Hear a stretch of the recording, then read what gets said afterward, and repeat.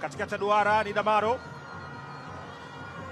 Mohamed Hussein nyanyua mpira mrefu kwa nafasi, anaingia Okello. Mudathir!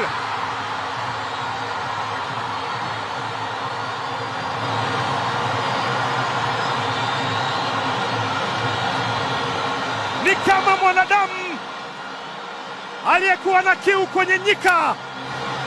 Hilo ni shangwe la wananchi. Pasi kutoka chini, Mohamed Hussein alinyanyua pasi akiwa kwenye eneo sahihi. Alan Okello anaiset kwa Mudathir Yahya Abbas, aliudondosha tu ule mpira ambao unamaliziwa vyema kabisa ndani ya 18 na muda. Simu hii imeita mapema sana na wananchi wameipokea.